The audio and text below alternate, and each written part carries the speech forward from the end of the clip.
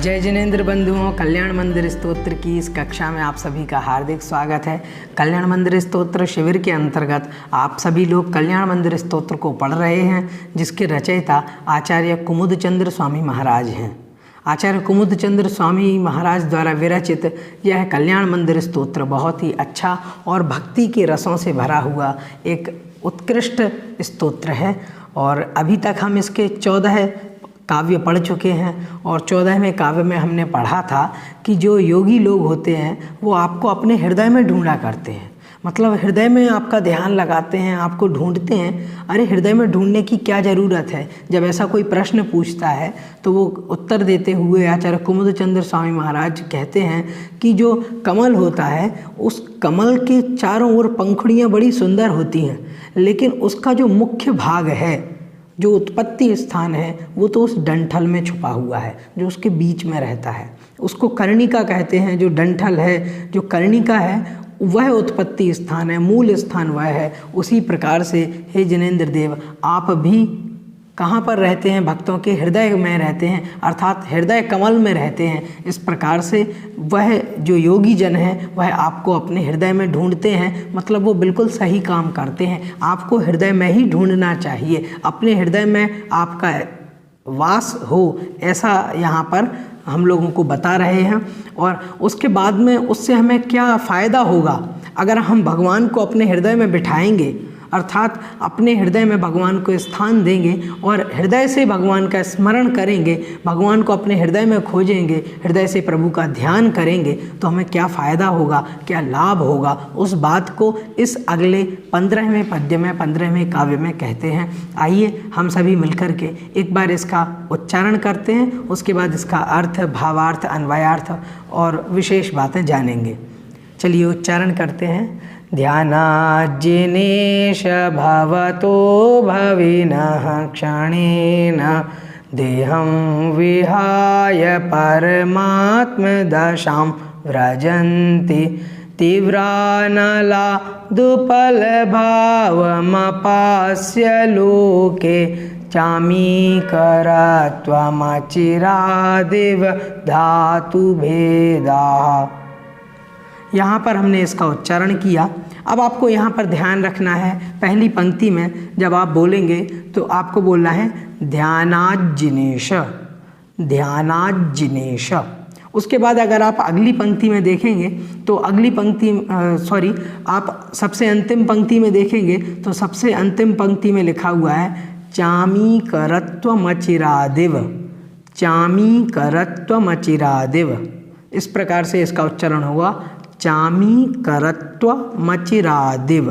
एक बार दो बार आप इसको सुनेंगे तो आपको समझ में आ जाएगा इसका उच्चारण कैसे करना है। उसके बाद में तीसरी पंक्ति में अगर आप देखेंगे तो उसमें लिखा हुआ है तीव्रानलादुपलभावमपास्य। ये एक पूरा का पूरा पद्य एक साथ ही इनको दिया गया है, तो आप इनको अच्छे से पढ़ें, क्योंकि एक साथ जब लिखा रहता है एक बड़ा शब्द हो जाता है तो हमें पढ़ने में कठिनाई होती है या थोड़ा कन्फ्यूज़न हो जाता है। तो आप इसको पढ़ेंगे तीव्रानलादुपलभावमपास्य, तीव्रानलादुपलभावमपास्य, इस प्रकार से। आइए अब हमने इसकी कठिनाइयों को तो दूर कर लिया है, अब जानते हैं शब्दशः एक एक अर्थ को और एक एक शब्द का क्या क्या अर्थ है उसको यहाँ पर देखते हैं। सबसे प्रथम पंक्ति में इन्होंने कहा है ध्यानात् जिनेश। ये अलग अलग हो जाएंगे, ध्यानात् जिनेश। तो इसमें जो जिनेश शब्द है वह संबोधन परक शब्द है और इस जिनेश शब्द से वह भगवान को संबोधित कर रहे हैं। मतलब स्तुति जब की जाती है, कोई भी स्तोत्र पढ़ते हैं तो वो भगवान को लक्ष्य करके कहा जाता है।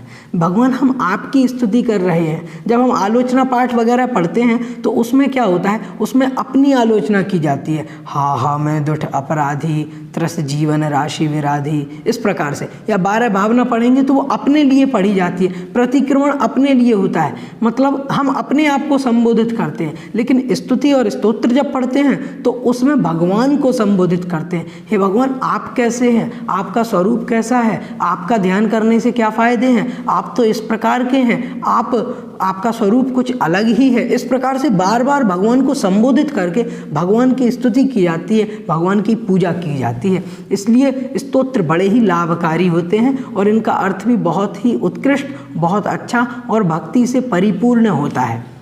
इसलिए अब यहाँ पर हर एक, आप देख रहे होंगे, हर एक स्तोत्र में और हर एक पद्य में यहाँ पर भगवान को संबोधित किया गया है। तो वही बात है कि यहाँ पर भगवान को संबोधित किया जाता है स्तुति और स्तोत्र आदि में। यहाँ पर कहते हैं जिनेश, हे जिनेश, हे जिनेन्द्र देवा, लोके अर्थात लोक में, मतलब संसार में, इस लोक में, जो हमारा ये लोक है मतलब ये संसार है, इस लोक में तीव्रानलात्, ऐसा देखा जाता है कि तीव्रानलात् मतलब तीव्र मतलब बहुत तेज, और अनलात् इसमें अलग अलग कर लेंगे, तीव्र अनलात्। तो तीव्र मतलब बहुत तेज, अनलात् मतलब होती है आग, अग्नि, ज्वाला। तो कह रहे हैं तीव्र मतलब तेज, अनलात् मतलब अग्नि से, धातु भेदाः, धातु जो धातु मतलब धातुएं, भेदा मतलब बहुत प्रकार की, बहुत भेद वाली धातुएं, मतलब बहुत सारी धातुएं, अनेक प्रकार की धातुएं। उपल भावम, उपल मतलब होते हैं पत्थर, उपल का अर्थ होता है पत्थर, और भावम मतलब होता है भाव, स्वभाव, धर्म, प्रकृति, नेचर। इस प्रकार से इसका अर्थ होता है। ये बहुत सारे इसके समानार्थक शब्द हैं। तो अब यहाँ पर कैसे समझेंगे? उपल भावम मतलब पत्थर के भाव को, पत्थर के स्वभाव को, पत्थर के स्वभाव को। अपास्य, अपास्य मतलब होता है छोड़ करके, अपास्य मतलब छोड़ करके। अचिरात मतलब, अचिरात मतलब होता है शीघ्र ही, तुरंत ही, तत्काल ही। अब देखो जो यहाँ पर चिरात होता है, चिरात शब्द का अर्थ होता है बहुत लंबे समय में, बहुत लंबे समय से, और अचिरात लग गया तो बहुत लंबे समय से नहीं, बहुत जल्दी ही, बहुत जल्दी ही। चामीकरत्वम इव, इव का अर्थ होता है जिस प्रकार से अथवा जैसे। तो यहाँ पर कह रहे हैं कि अचिरात मतलब शीघ्र ही, इव मतलब जैसे, चामीकरत्वम, चामीकरत्व को, चामीकरत्व मतलब होता है स्वर्णपना, चामीकर मतलब होता है सोना, और चामीकरत्व मतलब होता है स्वर्णपना, सोने के स्वभाव को। व्रजंती, व्रजंती मतलब उस रूप परिणत हो जाते हैं, उस स्वरूप को प्राप्त हो जाते हैं। यहाँ पर ये इसकी दो पंक्तियों का अर्थ है। उसके बाद में अब हम जानते हैं अगली दो पंक्तियाँ जो सिद्धांत स्वरूप हैं, जो दृष्टांत स्वरूप हैं, उनमें क्या अर्थ बताया गया है।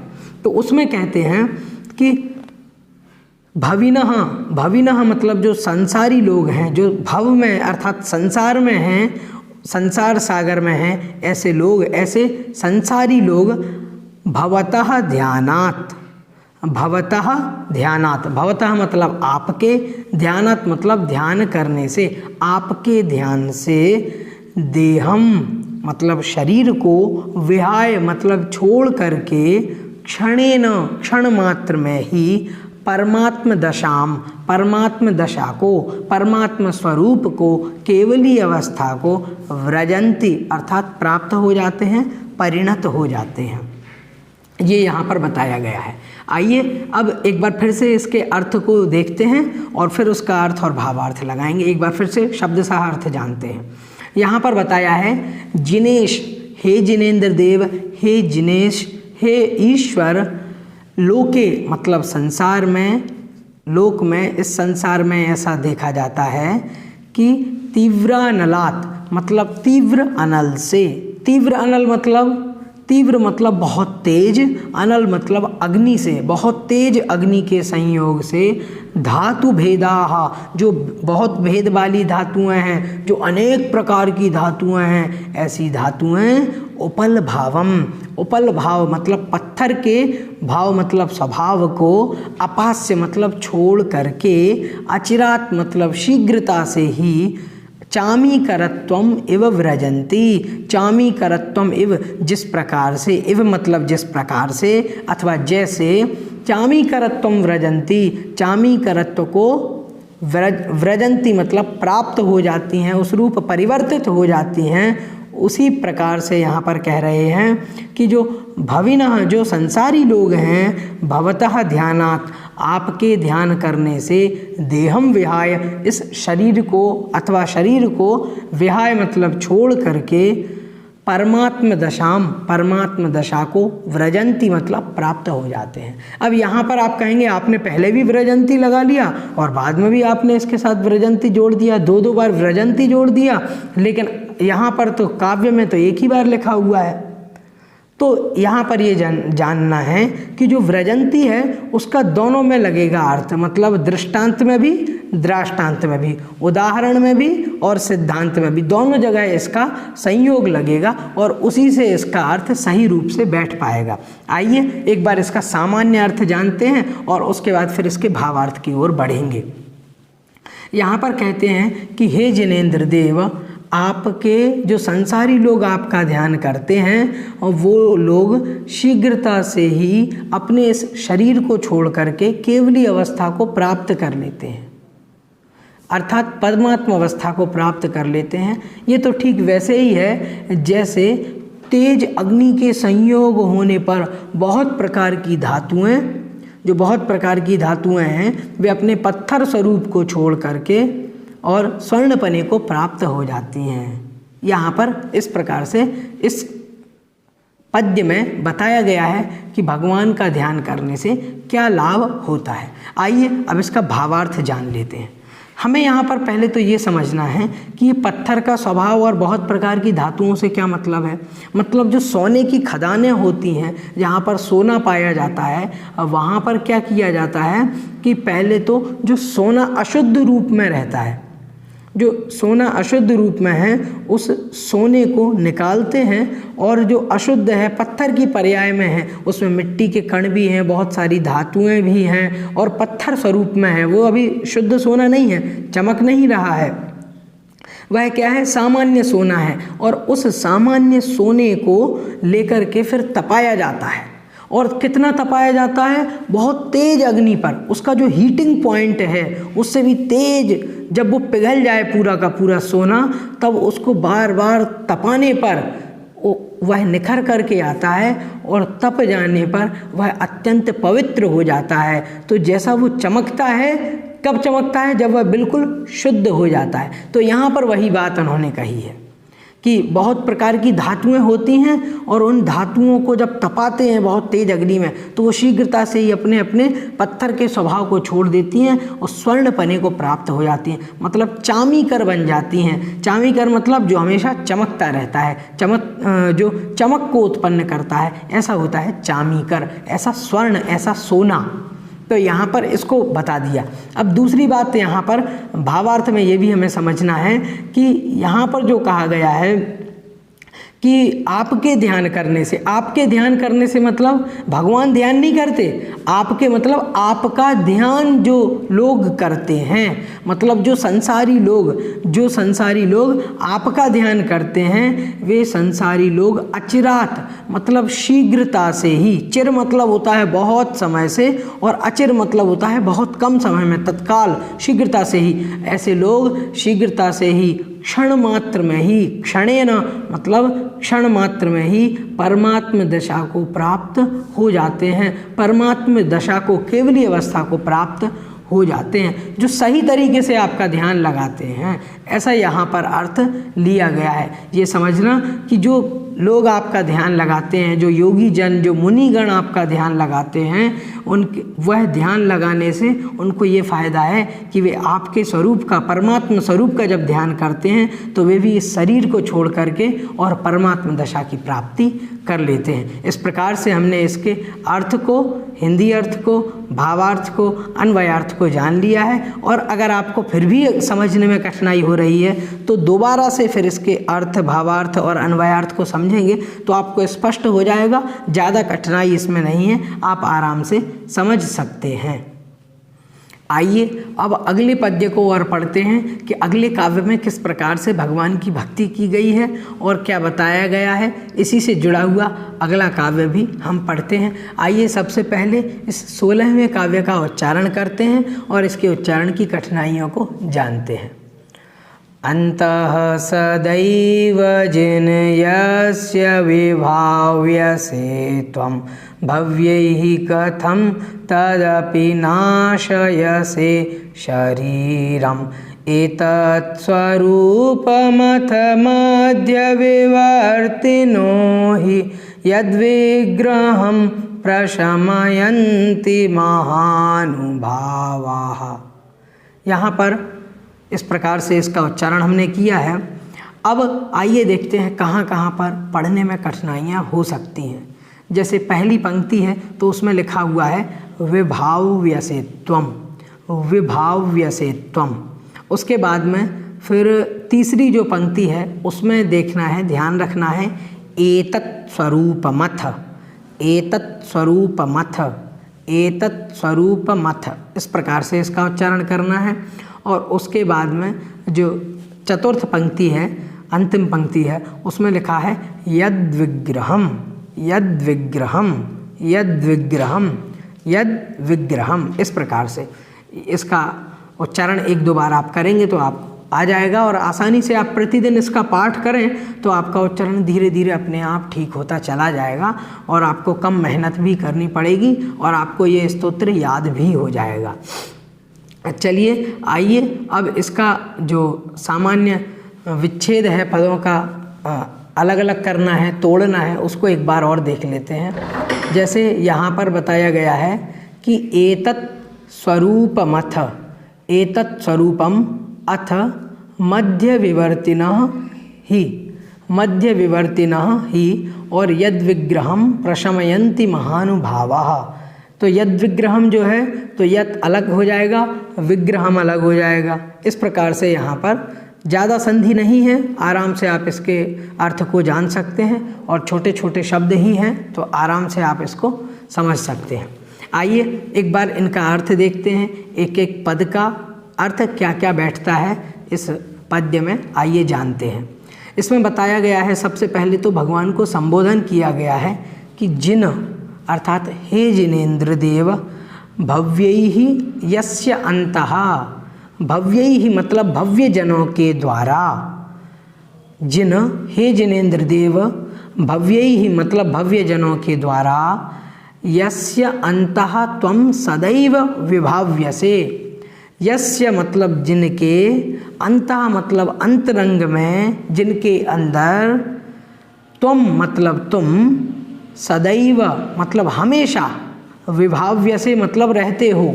यहाँ पर कहते हैं कि जिन हे जिनेन्द्र देव भव्यैः मतलब भव्य जनों के द्वारा, किन भव्य जनों के द्वारा, तो उनका विशेषण यहाँ पर दिया है कि यस्य अंतः जिनके, अंतः मतलब जिनके अंतःकरण में, त्वं मतलब तुम मतलब अथवा आप, हे जिनेन्द्र देव तुम, सदैव मतलब हमेशा, विभाव्यसे मतलब हमेशा रहते हो, विभाव्यसे मतलब रहते हो या वहीं पर स्थान है आपका, तो यहाँ पर ये अर्थ लेना है। आगे कहते हैं तत् शरीरम अपि, तत् शरीरम अपि, तो कहते हैं तत् शरीरम मतलब उस शरीर को भी, तत् मतलब उस, शरीरम मतलब शरीर को, अपि मतलब भी, कथम नाशयसे, कथम नाशयसे मतलब कैसे नष्ट कर देते हो, नाशयसे मतलब कैसे उसको नष्ट करा देते हो, नाशयसे मतलब नष्ट करा देते हो। अथ अथवा एतत् स्वरूपम, यह तो स्वभाव ही है, किसका स्वभाव है कि मध्य विवर्तिनः, कि मध्य विवर्तिनः मतलब बीच में रहने वाले, बीच में जो स्थित हैं, ऐसे महानुभावः, ऐसे जो महानुभाव हैं, जो महापुरुष हैं, ऐसे महापुरुष विग्रहम प्रशमयन्ति, विग्रह को प्रशम कर देते हैं मतलब शमन कर देते हैं, उसको शांत कर देते हैं। आइए फिर से एक बार शब्द साहिस का अर्थ देखते हैं, फिर अर्थ और भावार्थ को जानेंगे। यहाँ पर कहते हैं जिन अर्थात हे जिनेन्द्र देव भव्यैः भव्य जनों के द्वारा, किन भव्य जनों के द्वारा, तो कहते हैं यस्य अंतः त्वं सदैव विभाव्यसे, जिनके अंतरंग में, त्वं मतलब आप अथवा तुम, सदैव विभाव्यसे हमेशा ही रहते हो, जिनके अंतःकरण में आप हमेशा ही रहते हैं, तत् शरीरमपि, उस शरीर को भी कथम नाशयसे, कैसे नष्ट करा देते हो।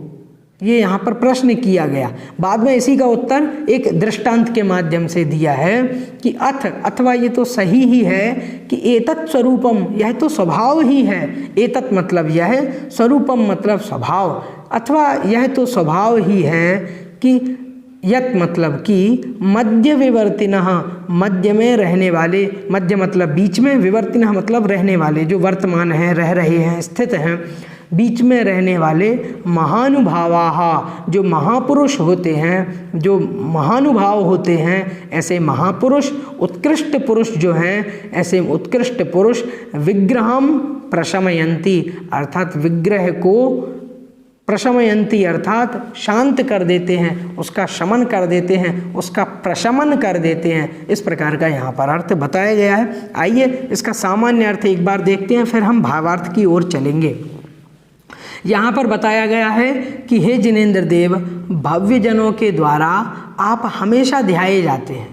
उन भव्य जन, जो भव्य जन हैं, जिनके भीतर आप हमेशा विद्यमान रहते हैं, उन भव्य जनों के उस शरीर को ही, जिस शरीर में आप रहते हैं, उस शरीर को ही आप कैसे नष्ट करा देते हैं।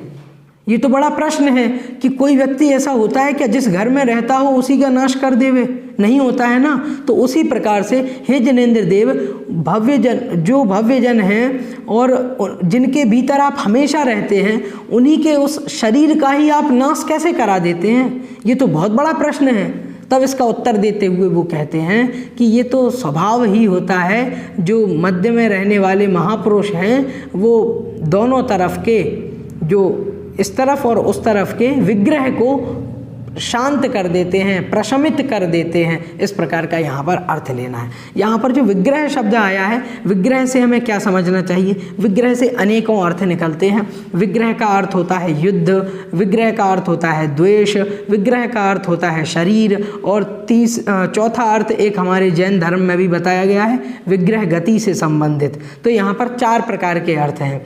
तो अगर हम अनेक अर्थ भी लगाएंगे तो भी समझ में आ जाएगा। पहले तो दृष्टांत हमें पक्का कर लेना है कि जैसे जो लोग आपको अपने हृदय में बसाए हुए हैं, पहले उन्होंने बताया कि जो योगी जन आपका हृदय से ध्यान करते हैं, आपको हृदय में धारण करते हैं। फिर बताया हृदय में धारण करने से लाभ क्या है। अब इस पद्य में 16वें पद्य में वो कह रहे हैं कि जो लोग, जिनके हृदय में आप रहते ही हैं, और ऐसे नहीं हमेशा ही रहते हैं, सदैव जो लोग आपका ही ध्यान कर रहे हैं, ऐसे लोगों के जिनके हृदय में आप रह रहे हैं, उनके शरीर का ही नाश कैसे करा देते हैं?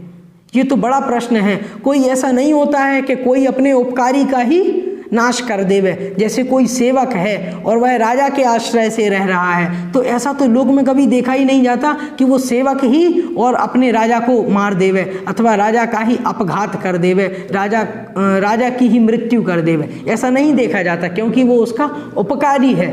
इस वजह से तो अब यहाँ पर इन्होंने कहा है कि फिर आप ऐसा क्यों कर देते हैं? ये तो बहुत गलत बात है।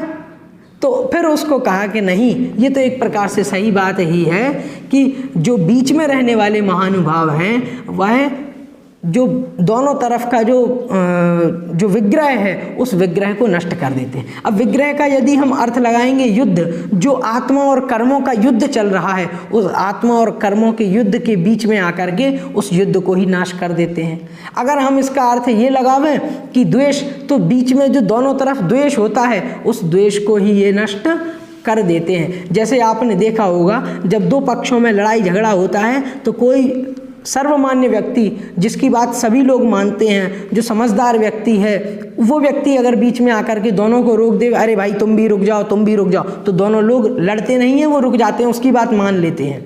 तो उसी प्रकार से जो महानुभाव होते हैं, वो दोनों तरफ के दोष को, जो द्वेष है, उस द्वेष को प्रशमित कर देते हैं, शांत कर देते हैं, दबा देते हैं। मतलब जो द्वेष भाव है, जो आपस में ईर्ष्या है, उस ईर्ष्या को नष्ट कर देते हैं। अर्थात आप भी जब जीवों के जब जो लोग आपको हृदय में धारण करते हैं उनके जब आप बीच में रहते हैं तो फिर आप उनके शरीर और आत्मा के बीच में जो विग्रह हो रहा है, जो परस्पर युद्ध हो रहा है, उस युद्ध को भी नष्ट कर देते हैं। और विग्रह का मतलब है शरीर, तो एक शरीर अर्थ भी होता है विग्रह का, तो आप शरीर को नष्ट करा देते हैं क्योंकि आपके कारण से वे मोक्ष प्राप्त हो जाते हैं और मोक्ष में तो कोई शरीर होता नहीं है। उसी प्रकार से यहाँ पर अगर शरीर अर्थ भी लगाएंगे तो भी उसका सही अर्थ बन जाएगा। तो कोई भी अर्थ लगा सकते हैं। और एक हमारे जैन धर्म में बताया गया है, तत्वार्थ सूत्र जी में आया भी है एक सूत्र, अविग्रहा जीवस्य, मतलब जो मुक्त जीव होते हैं उनकी गति होती है अविग्रह गति। मतलब अविग्रह मतलब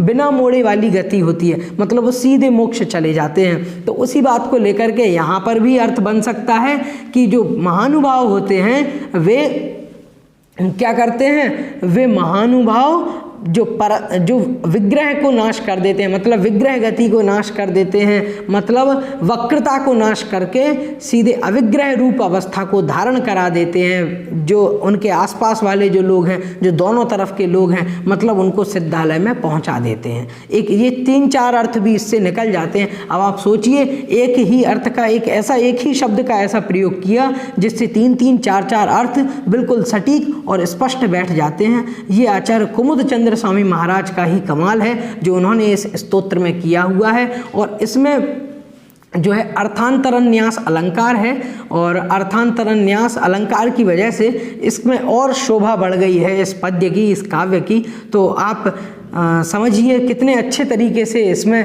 एक लोकमान्य सूक्ति का प्रयोग करके और बहुत अच्छे तरीके से अलंकारों के माध्यम से जो है दृष्टांत के माध्यम से हमको भगवान की स्तुति करना बताया गया है। ऐसी स्तुति और कहीं प्राप्त नहीं होती है। और इस 16वें पद्य में इस प्रकार की उत्कृष्ट भावों के साथ में स्तुति भगवान पार्श्वनाथ स्वामी जी की गई है। हमने इन दोनों जो 15वें और 16वें दोनों पद्यों को जाना और दोनों पद्यों के अर्थ को, भावार्थ को, सामान्य अर्थ को, अन्वयार्थ को, उच्चारण को जान लिया है। आप भी इसको अच्छे तरीके से बार बार पक्का कर लें, याद कर लें, समझ लें, इसका रोज पाठ करें, आपको बहुत अच्छे तरीके से याद भी हो जाएगा और समझ में तो आ ही जाएगा। तो आप अच्छे तरीके से भगवान की स्तुति कर सकते हैं, जैसी कुमुद चंद्र महाराज ने अपने इस कल्याण मंदिर स्तोत्र में भगवान पार्श्वनाथ स्वामी जी की है। आज की इस कक्षा में इतना ही, मिलेंगे अगली कक्षा में, तब तक के लिए जय जिनेंद्र।